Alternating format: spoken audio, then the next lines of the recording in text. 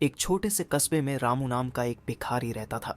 वह दिन रात मंदिर के बाहर बैठकर भीख मांगता था।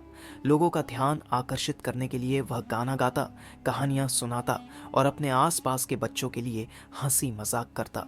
वह गरीब था, लेकिन उसका दिल बड़ा था। हर शाम जब कुछ पैसे या खाने की चीजें इकट्ठा होती, तो वह जरूरतमंद बच्चों को बांट देता। रामू की यह आदत थी कि वह हर किसी का धन्यवाद करता और मुस्कुराकर उनसे कहता, भगवान आपको और दे। इस सकारात्मकता ने उसे लोगों की भीड़ में अलग बना दिया, लेकिन अधिकांश लोग उसे अनदेखा कर आगे बढ़ जाते थे। विक्रम से मुलाकात एक दिन कस्बे का मशहूर व्यापारी विक्रम मंदिर में पूजा करने आया।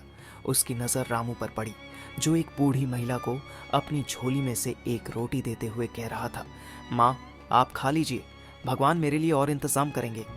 विक्रम यह देखता रह गया। पूजा के बाद उसने रामू से पूछा, तुम्हारे पास खुद कुछ नहीं है, फिर भी दूसरों को क्यों देते हो? रामू मुस्कुराकर बोला, साहब, अगर मैं दूसरों को नहीं दूंगा तो भगवान मुझसे क्यों खुश होंगे? मैं भले ही गरीब हूं, लेकिन मेरे पास एक दिल है और दिल से देने का सुख सबसे बड़ा होता है। विक्रम रामू के इस जवाब से प्रभावित हुआ। उसने सोचा कि इस आदमी में कुछ खास है। उसने रामू से कहा, तुम्हें क्या चाहिए? रामू बोला, मुझे भीख नहीं चाहिए, मुझे ऐसा मौका दीजिए जिससे मैं मेहनत कर सकूं और अपनी जिंदगी बदल सकूं। नया मौका विक्रम ने रामू को अपने गोदाम पर काम देने का वादा किया। अगले दिन रामू सुबह सुबह तैयार होकर विक्रम के पास पहुंचा। विक्रम ने उसे गोदाम में सफाई का काम दिया। रामू ने बिना शिकायत मेहनत शुरू कर दी।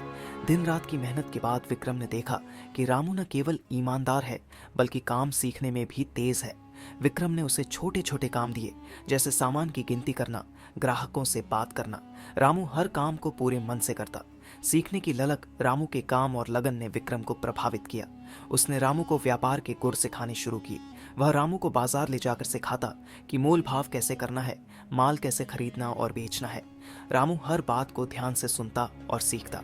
कुछ महीनों में रामू विक्रम का भरोसेमंद सहायक बन गया। अब वह गोदाम के छोटे मोटे फैसले भी लेने लगा।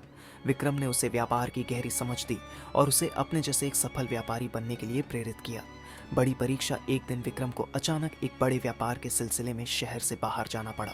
उसने अपना पूरा गोदाम और व्यापार रामू के जिम्मे छोड़ दिया। यह रामू के लिए बड़ी जिम्मेदारी थी। रामू ने दिन रात मेहनत करके गोदाम को संभाला। उसने विक्रम की गैर मौजूदगी में एक बड़ा सौदा भी सफलतापूर्वक पूरा किया। जब विक्रम वापस लौटा तो उसने देखा कि न केवल गोदाम सही सलामत है, बल्कि मुनाफा भी बढ़ा है। विक्रम ने रामू को गले लगाते हुए कहा, तुमने साबित कर दिया कि तुम पर भरोसा करना सही था। अब से तुम मेरे व्यापार के आधे हिस्सेदार हो। रामू की नई शुरुआत रामू अब एक भिखारी नहीं था।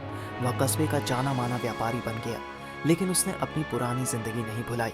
उसने कस्बे के गरीब बच्चों के लिए एक स्कूल और जरूरतमंदों के लिए एक भोजनालय खोला। वह हमेशा कहता, दुनिया में बदलाव लाने के लिए पहले खुद को बदलना पड़ता है। सीख, सकारात्मक सोच, मेहनत और दूसरों की मदद करने का जज्बा आपके जीवन को बदल सकता है, बेहतर बना सकते हैं। तो दोस्तों, यही थी आज की स्टोरी सोचने की काबिलियत। आशा करते हैं आपको ज़रूर पसंद आई होगी और जाते जाते चैनल को सब्सक्राइब ज़रूर कर लेना।